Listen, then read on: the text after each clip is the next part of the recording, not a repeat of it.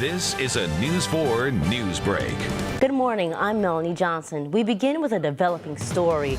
We're learning more about the man accused of opening fire inside New Jersey's largest shopping mall. Police say 20-year-old Richard Shoup died of a self-inflicted gunshot wound. Investigators believe Shoup did not intend on hurting anyone, but most likely wanted to commit suicide.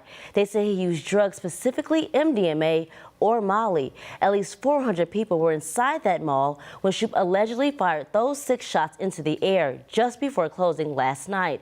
One woman says she barricaded herself and a handful of shoppers in a department store bathroom.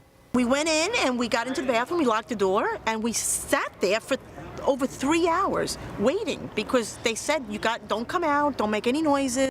The mall will be closed today while police continue their investigation. Los Angeles police are looking for a motive while they wait for a man who opened fire at LAX Friday to recover. Paul Ciancia brought an assault rifle into Terminal 3 of LAX with the intention of shooting TSA agents. The FBI says it wants to take a closer look at his cell phone. One TSA agent who survived that shooting is now talking about his experience. While helping an elder man trying to get to a safe area, I turned around and there was a gunman and shot me. Documents confirm Ciancia was dropped off by his roommate, who had no idea what was about to happen. Today, the D.C. Council will weigh in on the Redskins' name controversy. Council members will consider a resolution urging the Redskins to change their name. The resolution no longer suggests a new nickname for the team, but Council member David Grosso, who wrote the original resolution, suggested Red Tails, in honor of the Tuskegee Airmen, but that is no longer in the resolution. A majority of the Council supports the current resolution, but is all a formality. The Council has no authority over the Redskins. The Council passed a similar resolution in 2001. A no parking sign in Mount Pleasant is causing confusion among residents who say the sign was tampered with. Take a look at this sign along Kilbourne Place. The left-hand arrow clearly shows there is no parking to the left, but someone applied what appears to be red tape to create a right-hand arrow. That's causing confusion among drivers and residents. Parking in the evenings, too, when people come home, it's always a challenge, and we desperately need every parking space we can get in this neighborhood.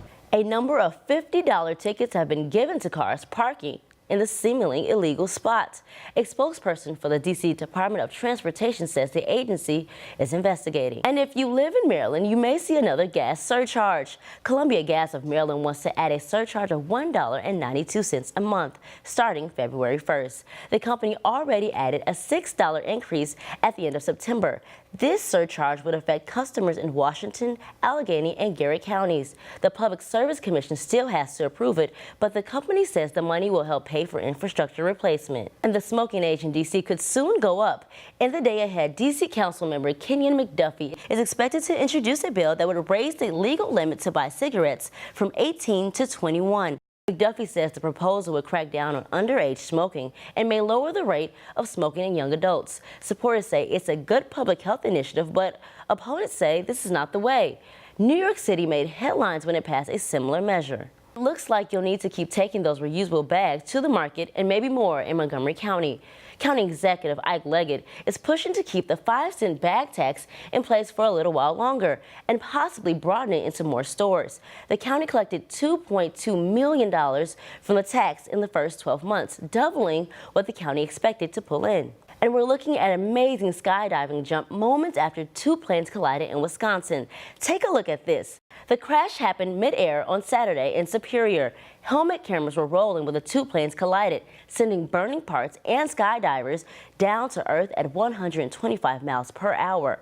On this morning's Today Show, the man who was wedged between those 2 planes said he didn't know what was happening. I had enough time to look over my shoulder and see white, which wasn't right, and then get pinned. Let's not forget there are spinning propellers here, and you heard those propellers close to you. The sound behind me, I'll never forget, and that's all I could do is try and stay forward and try not to move because I know I was going to live where I was or thought I could. Amazingly, all 9 skydivers and both pilots survived. All survivors say they will skydive again. The name game is on for National Zoo's Panda Cub. The zoo is asking the public to vote on 5 different names for the female cub.